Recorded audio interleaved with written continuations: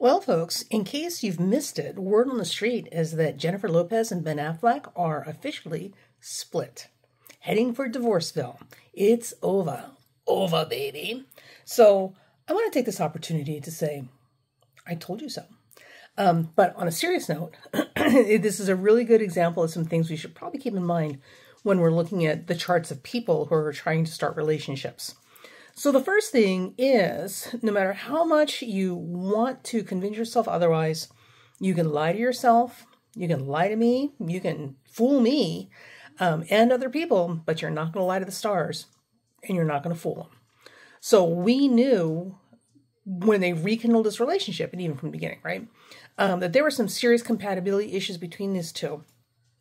And at this particular point in time in his life, a lot of it has to do with the fact that they're moving in very different directions. He's trying to move away from the Hollywood scene and more into the background, you know, kind of retreating from all of that, wants to live a simple, quiet life.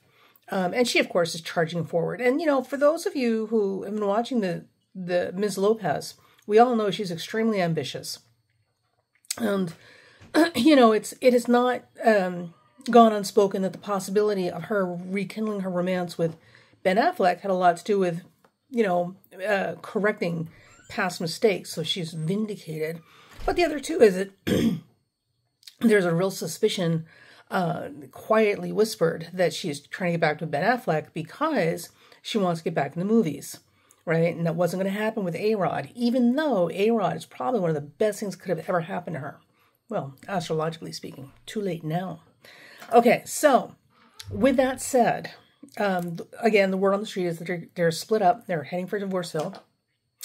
And the reason I'm doing this particular video, other than gloating, is also because I just want to point out when these two finally got married this time around, they were both under heavy Venus progressions, right? So Venus was very active and dominant in their progressed charts individually. So they would have been getting deeply involved with somebody, anybody, freaking stuffed koala bear toy, you know, during this time. It was inevitable that those big love feelings were exploding all over the place. The fact that they were happening with each other, and they have history and, you know, certainly motivation for wanting to pursue this, you know, only made it also made this much more likely that they were going to move full steam ahead with this, even though had they waited a year, right, that urgency and momentum and even desire may not have been there quite so strongly, and they may not have ever even consummated the act. So when you're looking at getting involved with people, the first thing to understand is that if you're both under heavy love transits, that's a huge factor in what's happening, because it's literally the equivalent of walking around with beer goggles on, or your love goggles, right? So you're seeing things, but you're seeing things through a slightly distorted lens that's a lot more generous and optimistic about the prognosis for this relationship. You know, it's just like beer goggles will convince you that this person is absolutely somebody you should go home with, right? And then start a relationship with. Never find your dates in bars. Okay, so there's some things we need to keep in mind. And if that is the case, the best thing to do is enjoy the Venus transit, enjoy all the lovey-dovey feelings and romance and all this good stuff, and wait until you're out of that Venus transit before you make it official and legal. Because remember, official and legal is under the Saturn domain, not Venus. So you'll be thinking much more clearly about the long-term ramifications, you know, and compatibility possibilities under that Saturn transit than you would certainly under a Venus transit. And to drive this point home, if you ask people who have come from cultures where they have arranged marriages, you'll find that many of those arranged marriages, as much as we would never do such a thing, many, not all, but many of them actually work out very well, and they stand the test of time. I had somebody ask me to do a marriage chart for them, and they showed me the person who was picked out by an astrologer from their nation of origin. So this was an arranged marriage, and that astrologer blew me away. I literally couldn't have drawn a more compatible chart for this person. It was perfect, actually. It was amazing. So arranged marriages, based on astrology in other cultures, right, typically have much higher success rates than other places where we're all marrying for love or lust or whatever, you know. So that's something to consider. So like I said, if you're having a Venus transit in your chart, slow down, enjoy the Venus, but don't make it official until you get out of that Venus window, because official and committed, and legal documents. That's all Saturn stuff. So there's that. And the other is that, like, at the end of the day, when it comes to relationships, it's very much about what we need in terms of our personal growth, right?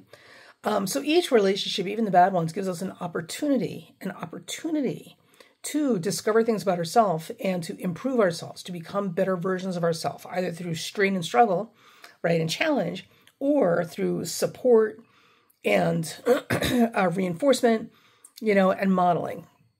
It all depends on whether we're going to take this the easy way or the hard way to get to where we need to go, and where we're trying to go is being a better version of ourselves. So when you look at potential partners, it's important to understand, one, that even though we would all love to look at a chart and say, that's the one, right? And because I just had this conversation with a friend of mine the other day. Women hate dating. We hate dating.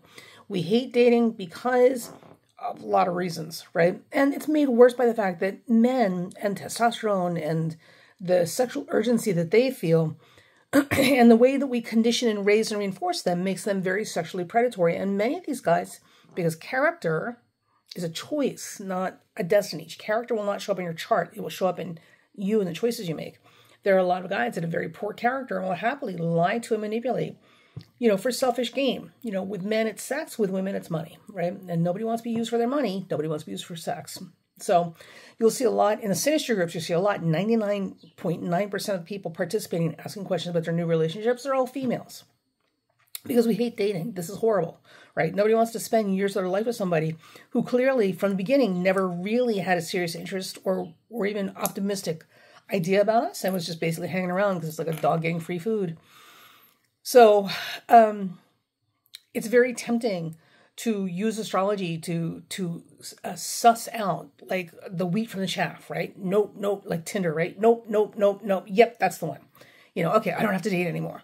But the reality is that in order for you to get there and be able to sustain that relationship, you still have to become a better version of yourself before then, which means that all these less than ideal candidates, not the bad ones, but the less than ideal ones that are not the perfect match, are still opportunities for you to become a better version of yourself so that you can make ready and be ready for the person you need to be with, all right?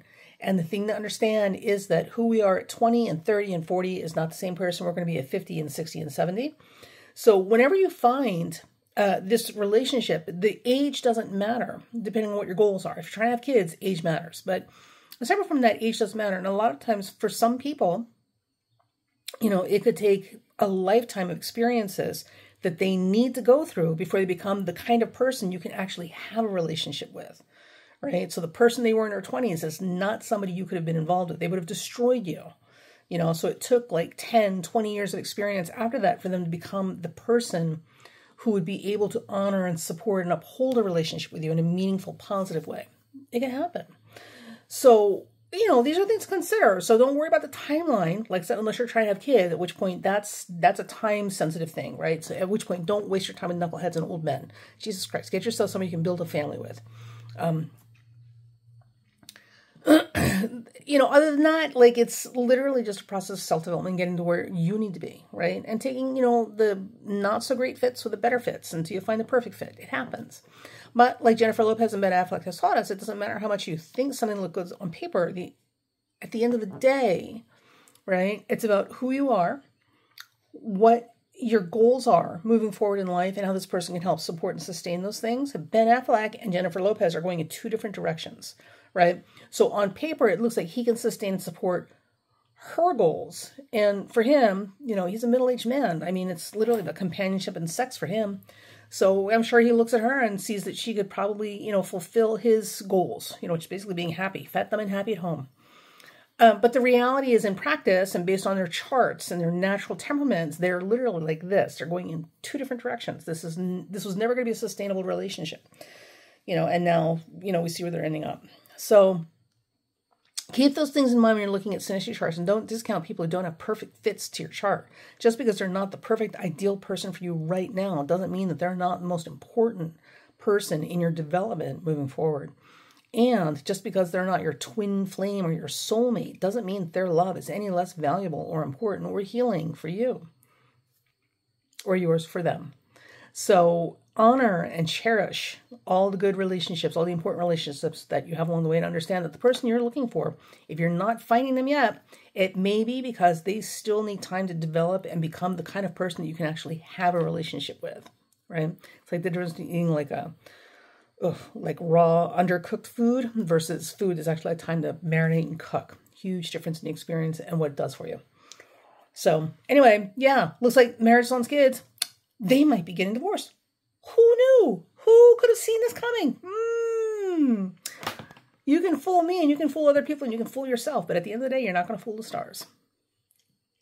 All right, well, let's watch that space and see what happens.